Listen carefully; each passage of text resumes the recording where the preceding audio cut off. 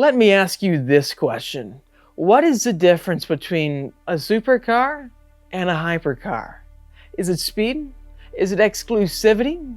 Is it the price? The price tag of a $1 to $2 or $3 million vehicle and has nothing to do with speed? Well, we're going to put that question to the test. In this video, we are going to find out how the ultimate supercars from Lamborghini and McLaren stack up against each other and really see if either of these two cars can be considered a hypercar. Because when they first came out, even for the Lamborghini Aventador SVJ, putting down the world record Nürburgring lap time, this is a supercar Aventador that has more in it, is more capable than the multi-million-dollar Centenarios. This is where it gets very exciting. Welcome to part one of our Lamborghini Aventador SVJ versus McLaren 765LT Spider comparison. This video is a while in the making because I really wanted to spend time to analyze how both these vehicles really drove back to back. Now, we're gonna go through footage of me driving both the SVJ and the 765LT on the same exact roads to see what looks faster, how they compare in terms of acceleration, in terms of feel, in terms of the emotion, and which track focus package is the better buy. First off, let's kick it off with the McLaren 765LT Spider.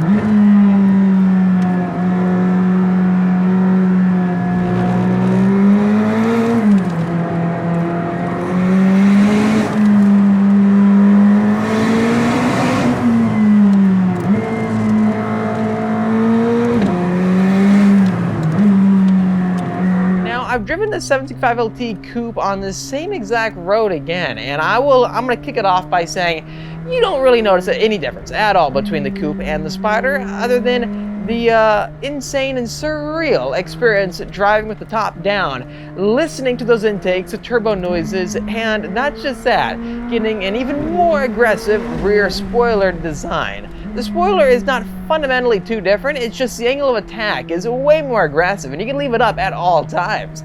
Driving this car on the canyon roads and also being on track with it, this is a vehicle that makes you have to reanalyze and try to understand all over again what it means to go fast, because hitting the accelerator, hitting a quarter throttle or half throttle or 3/4 throttle is already pretty much faster than the majority of cars on the street. When you go full throttle, to me this feels like a Tesla Plaid accelerating, but imagine having the noises of an amazing turbocharged V8. The acceleration is unlike any supercar I've ever experienced on the street or elsewhere, that being a stock street performance vehicle. The vehicle is actually very smooth. I was very surprised reading reviews online where different journalists or reviewers would mention how this is a car that will bite you. You can find yourself crashing very easily. When I was driving the car, I didn't feel any worry at all of the tail end kicking out. And a lot of that is thanks to the unbelievable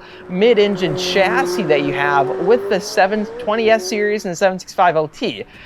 It is not the Gen 1 carbon tub. They've had many iterations of this already. So the monocoque chassis, the carbon tub, actually extends over to the A-pillars, and the rigidity is unreal. It's so rigid that going to a convertible, you don't lose any rigidity, so the chassis flex isn't there.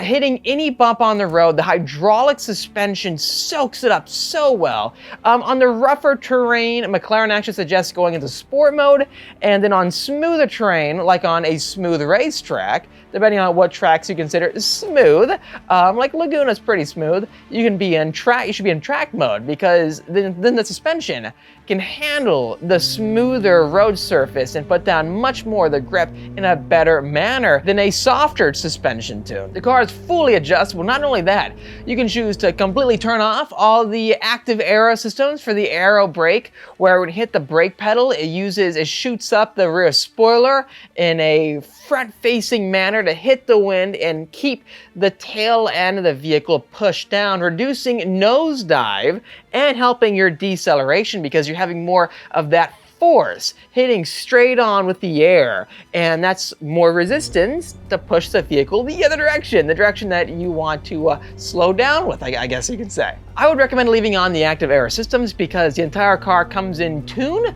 with itself. In the corners, it will raise the rear spoiler in an incline and angle to push pressure down on the rear end to keep stability for the vehicle. Not only that, you have underbody strakes to help with the suction effect, where you're not actually losing much aero efficiency, because by putting underbody side strakes, by pushing air outwards in the bottom and having the air fly over the top, it actually creates a lot of downforce. Everything with this vehicle is about advanced aero.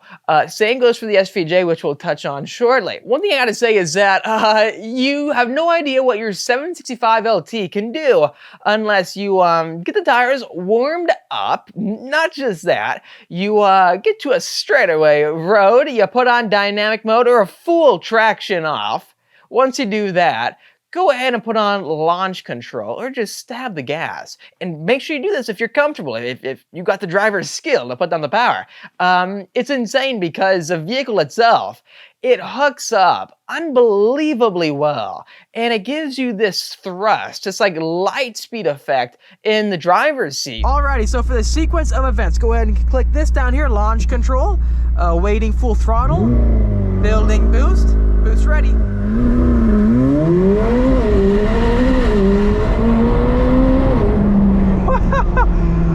Oh my gosh, it's honestly just insane. Oh, the noise this car makes, the sounds. Oh wow.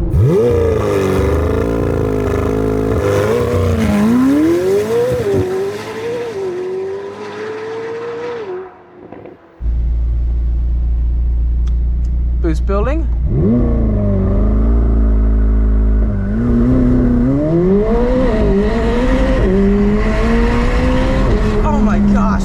Way faster in dynamic mode. Whoa. Whoa.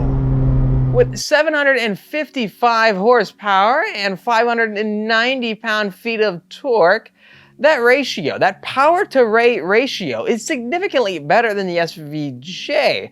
This car almost weighs about 500 pounds less than the SVJ, has a little bit less power, so 15 less horsepower, but it has 60 more pound-feet of torque. That being said, having an active rear spoiler that can lower, flat, and flush, the acceleration on the top end is just as good almost as the low end. So you'll just keep accelerating extremely fast. Right away, this vehicle out-accelerates the SVJ. I would 100% agree with the numbers that are online of a 7.2 0 to 124 versus 8.2 in the SVJ. Yeah, the SVJ will have an unbelievable launch out of the dig, but it's all about the power to weight ratio and the airflow of the vehicle. And the 75LT Spider is all about maximizing airflow. Airflow is first with the vehicle, and then make it lightweight as well and extremely stiff with the carbon fiber chassis. Getting on the brakes, it is very much of a McLaren brake pedal. You can get Senna brakes on this vehicle as well. Getting on the brakes right away, there's not much going on. You've got to put a lot of pressure down. It reminds me of race cars out there because you got to put force, and that gradual force since you have to put more into it, I believe it lets you finely tune your deceleration to any specific mile an hour you want. Sometimes if the brake boost is so powerful when you barely touch the brake, the car clamps down and slows down, you could decelerate too fast. Some vehicles, the tuning is very, very rough, and they do it that way to make you feel like, oh, I'm in a race car, track car, oh my gosh, it's blowing my mind. But in my opinion, I prefer a smoother, more harder brake pedal that I have to put more input into. Don't get me wrong, if you want to stop now, just kick that brake pedal as hard as you can, as fast as you can, but don't go too far. You want to maximize the friction force without having the ABS and all that kick in. It's called threshold braking, and if you want to get into the racing scene, oh, you will love that term. Make sure to look it up. It's just the maximum smooth braking you can get without having the car clamp with the ABS system. The maneuverability, accelerating, decelerating is flawless. And quartering speed, you can do something very interesting with the 765 LT. It reminds me a lot of my 600 LT, whereas when you're getting into a corner, right, consider that you're in a go-kart almost, like at any go-kart racetrack that you go to. Do you know that feeling of where even though you're carrying a lot of entry speed into a corner, you don't have that notion in your head of, this kind of feels heavy. Do I need to apply any brakes to get some front end grip to turn? The 765 LT, I don't really notice that. It's more so I can feel confidently in here that I can toss this vehicle. And the front grip on the front end, it's gonna be unrelenting. It's got something called brake steer. And brake steer is in place because the car doesn't actually have a differential, a limited slip differential like other vehicles on the market. It's the big differentiating factor between this and the SVJ. Because it doesn't have a differential, it's using the brake pedal to push in the pads, right, on each rotor in any specific corner. So let's pull out my Senna. And here we have my amazing little McLaren Senna. I actually won this at an event. It was really, really funny. I podiumed with McLaren, and then this was my championship item. Anyways, though, here's what brake steer does. Imagine you're taking a corner, you're going really, really fast. What's gonna happen is if you're turning left, the front left brake pads are going to be applied, your back left brake pads will be applied, and since the brakes are being applied on this side of the vehicle, the side that you're turning on, it's going to have like an anchor effect where it's going to be pushed down and this side is going to want to rotate around. And that, my friends, takes the place of a differential. And before anyone comments, no, I have not experienced any extra brake wear from brake steer. It's weird, I'll be honest, it's weird, but I have never experienced any extra brake wear. Anyways, that technique was first founded in F1, and then they applied it to street cars, McLaren, and then now the Artura doesn't really have that. So it's gonna be interesting seeing how it's gonna pan out for fast lap times. Anyways, this vehicle is as tossable as the lightest McLarens out there. It feels like a go-kart in the corners. It gives you a confidence-inspiring feeling where you don't feel like you'll ever understeer, I'll be honest. If you do, and you're carrying a lot of speed, too much speed, just apply the brakes and trail into a corner, trail brake in. That will keep front end grip, that load on the front tires to turn harder. This vehicle right here is a go-kart that can accelerate extremely well, put all of the power down onto the ground, and again, driving like this, I had no second guesses at all to what my inputs were going to do to the vehicle and the chassis. Let's hop inside the Lamborghini Aventador SVJ. Major shout out to Lux Motion. Make sure to follow him on YouTube and Instagram. Very cool guy. And this is his baby right behind me. And he did a great job getting this amazing purple. And again, both cars are purple. What are the odds? With the top down. Let's get inside. All right, here we go, hopping inside the SVJ. The door pops up. All right, getting in slowly into the SVJ. You got the white steering wheel. There's one thing you got to do before you drive it is put on some white gloves. Oh, wow. You know what? That's a great idea. It'll keep the steering wheel clean, right? Yep. And you look cool while doing it. Is the grip pretty good with these? It's much better because the steering wheel is regular leather. It's not Alcantara. So this is gonna look so cool. What do you guys think of his epic gloves? Let us know in the comment section down below. Wow. So it's pretty smooth still. the V12 when it starts up. The 765 is like, you feel it vibrate harshly. This feels like nicely well put together. This, like I said, I went on a road trip with this car and it was great.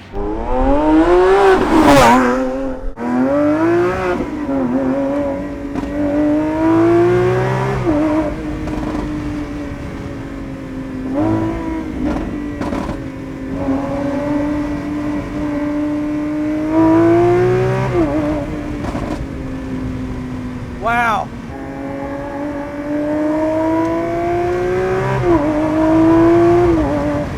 Short shifted it there because I think what's going on with me is I'm hearing how loud it gets. Yeah. And it's giving me the cue to shift, but I need to look at the RPM more. You're about like 1800 below red line.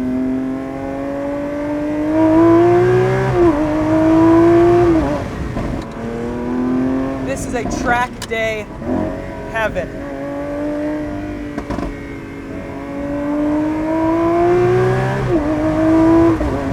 Here's what I want to talk about the SVJ. The SVJ is very much of an Aventador, which that is awesome. That's what you want, Aventador. The sound of the V12, like, it blows my mind. I didn't react too much to the sound because I was just in awe. But the sound is one of the most amazing sounds I've ever heard in my life. The engine is insane in the SVJ. The V12 revving, 8,000 RPM blows my mind. It's all naturally aspirated. There's no turbos, there's no supercharging, nothing. Even being in the Z06 Corvette, that's an insane V8, most powerful V8 out there.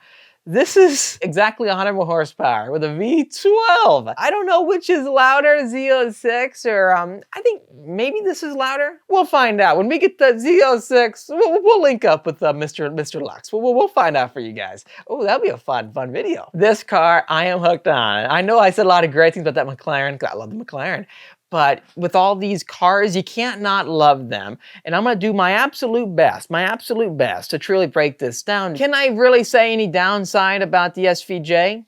I don't think I can. But people say that, oh, it's got a single disc clutch, so that makes it somehow not relevant or not that good. Don't get me wrong, the single disc clutch is not as fast as a dual clutch. When you're on power and you shift correctly, the vehicle will not only shift extremely fast, it'll give you a really awesome and fun whiplash effect on each shift. I love that, I really do love that. If you're driving slowly and you're kind of giving like 25% throttle, 30% throttle, you'll get a little bit of a delay on the shifts. But then if you're hammering it, oh man, if you're hammering it, boom, boom, boom, it throws itself in the next gear.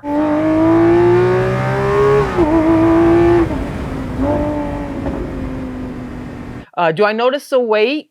Yeah, no, yeah, look at that, yeah, no. Here's the funny thing, it doesn't weigh 3,800 pounds or 3,700 pounds. This is a 3,500 pound vehicle, curb weight. That's with everything in it. That's not dry weight, that's curb weight. That puts it right around 500 pounds more than the 765 LT. Since this is a carbon tub equipped Lamborghini, the chassis itself automatically feels superior, I think, than the Huracans.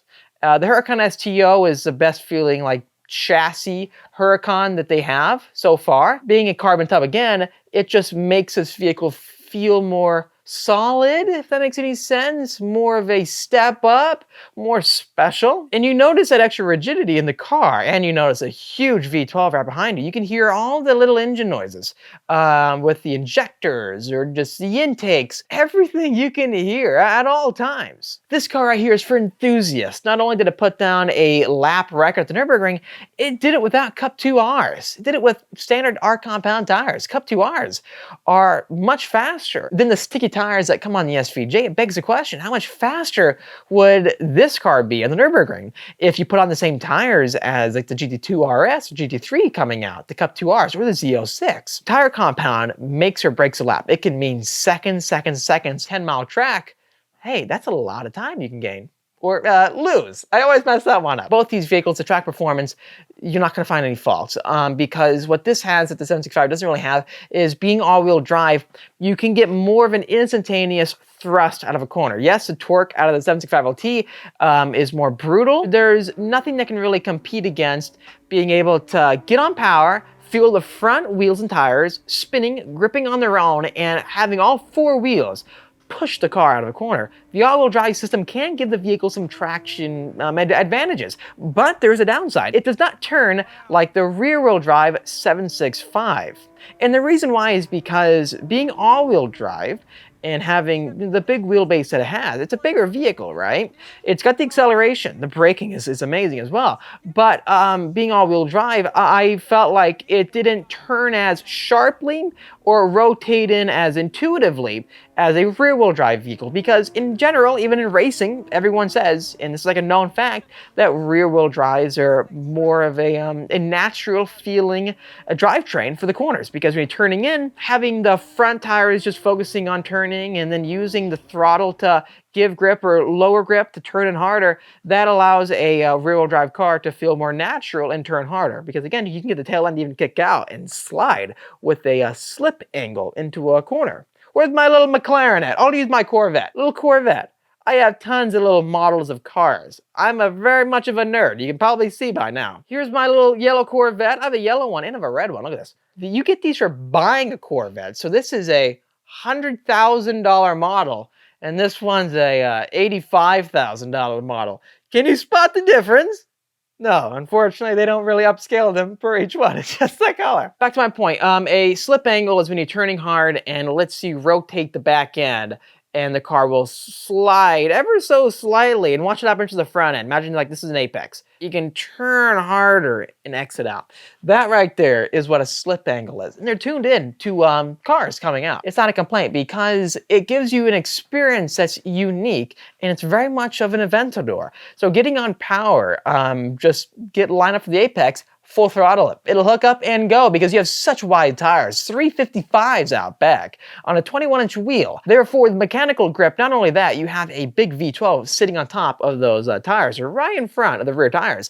And all that resting mass in the corners with the low center of gravity, what's happening is that it's just pushing those huge tires down onto the ground at all times. The mechanical grip with both these vehicles, they're hard to get to the limit of, and I don't think you really will. The only other thing I think that you'll have is that the S3J will be more expensive to run. Yes, this Lamborghini has more horsepower, but it's not winning in terms of acceleration because of it weighing a little bit more. And the active air system with this, I want to touch base on real quickly too. This has an active air system, but it's not the same as a rear spoiler going up and down. This instead channels the airflow to lower drag or increase downforce by raising drag at different corners of the vehicle. Therefore, what this can do that the 765 really can't do is that it can dial in pressures at different sides of the vehicle. So you see the left side? If you take a corner fast, what it's going to do is that it's going to channel air above the engine to the rear spoiler. And depending on if you need more downforce on, let's say, the left side of the vehicle versus the right, what it'll do is that it'll give more pressure at the air to one side of the car in terms of the spoiler, the front end, to give more grip, more pressure, and lower the other to let you turn harder or maximize grip on an independent corner of the vehicle. I hope I'm not talking too specific. I probably am. I wouldn't say either one is above each other. I would say they're both really innovative and unique. That helps this car stand out and the S3J. The best way I can explain it is that this is more of like the Z06. It's going to be an unbelievably capable track car, and it's going to be the entire experience where you get the emotions of the engine. And that's why this is a special vehicle, and if you have one, or, if you like it, this is going to be a car for the ages. If you have it, hold on to it, whatever, because there's never going to be a vehicle like this ever again.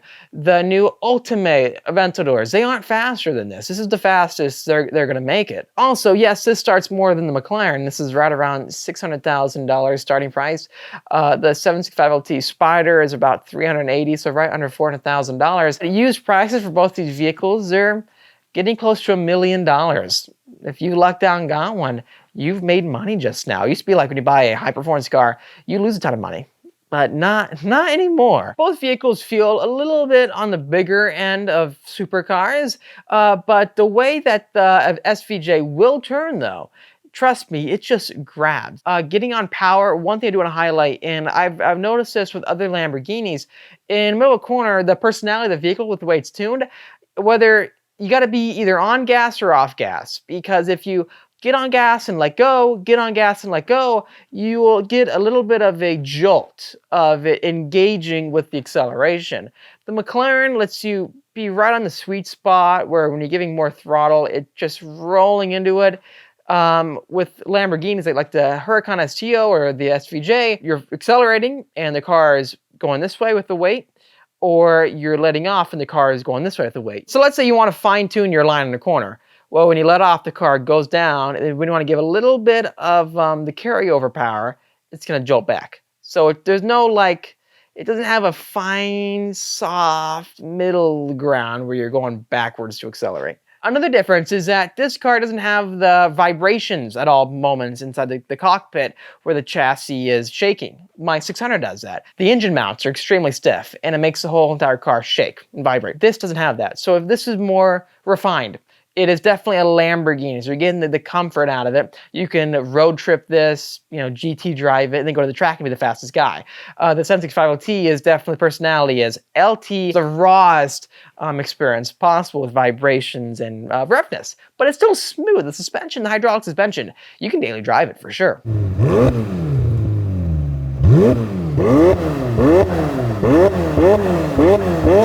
In summary, I can't decide which one that I want more. That's why I made this video. You're gonna let us know which one is the winner. I laid out all the facts, exactly how they compare, exactly how they drive, back to back, which one is the winner. That's what this video is all about. I think these are hypercars because they're faster than any hypercar on the racetrack. And not just that, they are enabling people to get into a hypercar for much less money. If you can secure one of these vehicles from MSRP when they first come out, you have got $1 million car almost. Please let me know what comparison you'd like to see next. I love these more in-depth videos. They're fun. I do this for fun. I enjoy it. If you enjoyed this video, please make sure to smash that like button. It really does help it to be found more in the YouTube systems, and subscribe for much more great content coming out your way, and hit the notification bell so you're up to date on all the new videos coming out. I'll see all of you in the next episode.